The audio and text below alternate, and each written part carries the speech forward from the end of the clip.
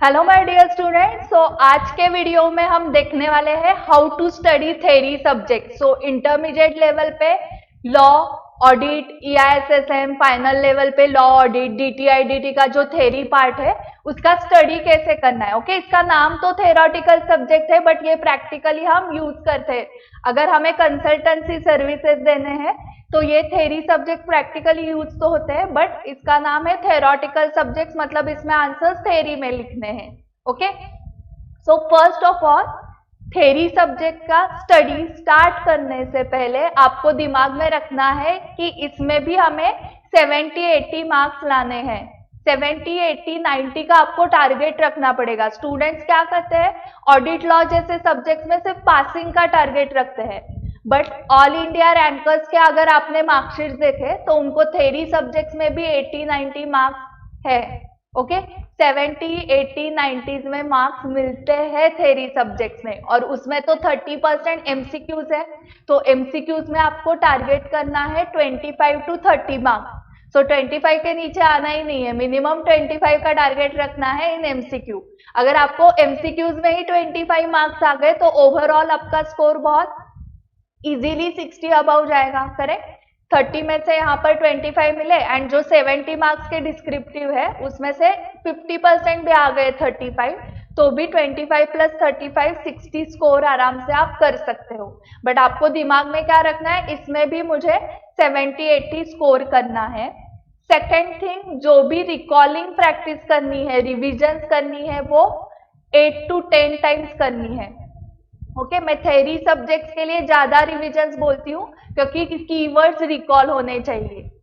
Yes, सो यहाँ पर सबसे पहले एक एग्जाम्पल लेते हैं कि अगर मुझे क्रिकेट सीखना है तो मैंने विराट कोहली का क्रिकेट अगर 12 घंटे उसके वीडियोस देखे तो मुझे क्रिकेट आ जाएगा क्या, बताओ। डेली अगर 12 घंटे में सिर्फ वीडियोस देख रही हूँ, ओके, ऐसे मैंने 1 महीना किया, 1 साल, 10 साल भी मैंने अगर ऐसे वीडियोस सिर्फ देखे तो मुझे क्रिकेट खेलने को नहीं आएगा।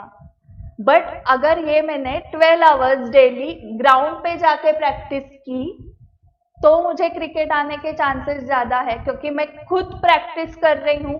तो मैं कहाँ पर गलत जा रही हूँ, कहाँ पर करेक्ट खेल रही हूँ वो मुझे समझेगा। बट दूसरों का क्रिकेट देख के मुझे क्रिकेट आ रहा है या नहीं वो समझेगा ही नहीं।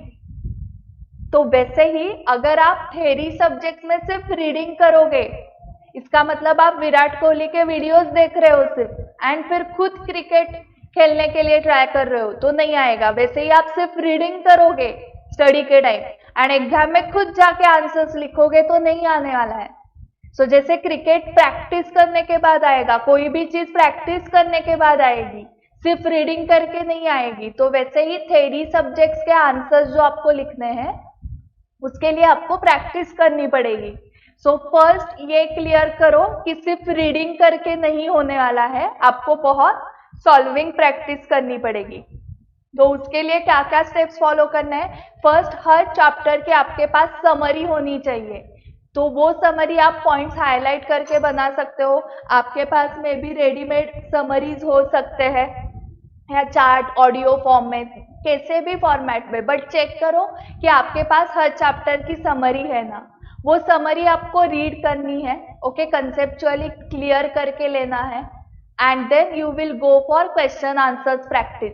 सो क्वेश्चन आंसर्स पहले उनका आंसर देखो उन्होंने कैसे प्रेजेंट किया है, उसमें से इंपॉर्टेंट पॉइंट्स अंडरलाइन करो एंड देन बहुत बार आपको रिकॉलिंग प्रैक्टिस करनी है। हर क्वेश्चन आपके क्लाइंट की केस ऐसे ट्रीट करो, मतलब जो भी क्वेश्चन पूछा है वो नॉर्मली केस स्टडी फॉर्मेट में होता है तो वो केस आपके क्लाइंट की है। तो as a C, as a auditor आपने उस सिचुएशन में क्या किया होता वो इमेजिन करो एंड आपके पॉइंट्स उनके आंसर के साथ कंपेयर करो। ओके, सो खुद लॉजिक लगाओगे तो आंसर आ जाएगा, सिर्फ फिर आपको क्या करना पड़ेगा, उनके लैंग्वेज में उनके जो कीवर्ड्स है उस फॉर्मेट में आंसर लिखना है। So underline keywords and keywords की रिकॉलिंग प्रैक्टिस करो। उसके साथ साथ एमसीक्यू बुकलेट भी आपको 2-3 टाइम्स सॉल्व करना है। जो भी इंस्टीट्यूट का एमसीक्यू बुकलेट है पहले आप each and every question MCQ solve करोगे, उसमें से जो क्वेश्चंस आपको नहीं आए या जिसके आपने गलत आंसर निकाले वो सारे इंपॉर्टेंट मार्क करो क्वेश्चन, एंड वो क्वेश्चंस आपको फिर से सॉल्व करने हैं। जिसके आंसर्स आपको आ गए हैं वो फिर से सॉल्व करने की जरूरत नहीं है, बट जिसके गलत आंसर आए या आंसर ही नहीं आए वो आपको फिर से सॉल्व करने पड़ेंगे। बुकलेट आपको 2-3 टाइम सॉल्व करना पड़ेगा, एंड क्वेश्चन आंसर्स की डेली रिकॉलिंग प्रैक्टिस करनी पड़ेगी। आपको केस स्टडी राइटिंग का फॉर्मेट पता है, प्रोविजन, फैक्ट्स, कंक्लूजन, 3 पैराग्राफ्स में हम आंसर लिखते हैं। उसमें से फैक्ट्स जो होते हैं वो तो कॉपी करने हैं फ्रॉम क्वेश्चन। कंक्लूजन 1 लाइन का आपको लिखने को आएगा। सिर्फ हमें प्रैक्टिस करनी है प्रोविजंस के पैराग्राफ की। सो आपने घर पे स्टडी करते वक्त अगर प्रोविजन राइटिंग की भी प्रैक्टिस की, कीवर्ड्स रिकॉलिंग की बार बार प्रैक्टिस की, तो भी आपको आंसर आएगा। आपने सिर्फ नोट्स प्रिपेयर किए, खुद के नोट्स प्रिपेयर किए मैम मैंने, फिर भी पास नहीं हुए क्योंकि आपने क्वेश्चन आंसर्स की प्रैक्टिस नहीं की। आपको एग्जाम में 4 स्टेप्स तो करने होते हैं। फर्स्ट आप क्वेश्चन रीड करते हो, रीड करने के बाद उस क्वेश्चन को इंटरप्रेट करते हो, that is second step. Interpret हो गया कि क्वेश्चन क्या पूछा समझा, फिर आपको रिकॉल करना पड़ेगा answer. So third step is recalling, and fourth answer recall होने के बाद राइटिंग। सो इसमें से रीडिंग हमें आता है, इंटरप्रिटेशन भी आता है, मेन प्रॉब्लम आता है थर्ड स्टेप रिकॉलिंग में, एंड राइटिंग भी आता है। सो आपको मेनली रिकॉलिंग की प्रैक्टिस करनी है। अगर रिकॉल ही नहीं हुआ एग्जैक्ट आंसर तो आप मन की बात लिखोगे, एंड मन की बात को मार्क्स नहीं मिलते हैं। आपको जो एक्चुअल आंसर है, एक्चुअल प्रोविजन है, वही लिखने पड़ेंगे। सो उसके लिए बार बार रिकॉलिंग प्रैक्टिस करो। जो भी क्वेश्चन है आपके पास, ऑन एन एवरेज 30 क्वेश्चन तो होंगे ही आपके पास हर चैप्टर के, तो उसका आपको एबीसी एनालिसिस करना पड़ेगा। फर्स्ट टाइम तो आप सारे 30 क्वेश्चन सॉल्व करोगे, बट उसके बाद आपको क्या करना पड़ेगा, फिल्टर लगाना पड़ेगा। फर्स्ट टाइम सॉल्व करते वक्त जो आपको डिफिकल्ट लगे क्वेश्चंस उसको मार्क करो, ओके, एज अ ए। जो मीडियम लेवल के लगे वो बी कैटेगरी मार्क करो, एंड सी मतलब बहुत इजी, सी मतलब जिसका पूरा आंसर आपको इजीली आ रहा है, बी मतलब आपको 50% या उसके अबव आंसर रिकॉल होता है, एंड ए मतलब जिसके 2-3 पॉइंट्स ही आपको रिकॉल होते हैं, वो ए कैटेगरी में आएंगे। सो ए कैटेगरी वाले आपको बार बार रिकॉल करने पड़ेंगे। हर आंसर का आपको मिनिमम 70% तो रिकॉल होना चाहिए, इसे ध्यान में रखो। हर आंसर का 70% तो रिकॉल करना ही है। एंड ब्रेक में जब आप स्टडी से ब्रेक लोगे, लंच ब्रेक, टी ब्रेक, तो उसमें पास्ट पेपर्स का एनालिसिस करना है। बीओएस नॉलेज पोर्टल पर सारे पास्ट पेपर्स अपलोडेड होते हैं, तो पास्ट पेपर्स आपको सिर्फ गो थ्रू करने हैं, मई 18 से लेके अभी तक के। उससे आपको एक ट्रेंड समझेगा क्वेश्चंस का। सो ये बहुत सारे स्टूडेंट्स करते ही नहीं है, सो उनको पता ही नहीं रहता है कि कौन से चैप्टर का क्वेश्चन कहाँ पर आता है। सो आपने अगर पास्ट पेपर्स गो थ्रू किए तो वो फॉन्ट देखने की, उस टाइप का पेपर देखने की आपको आदत हो जाएगी, एंड आपको भी एक ट्रेंड समझ में आ जाएगा कि क्वेश्चन कैसे सेट होते हैं।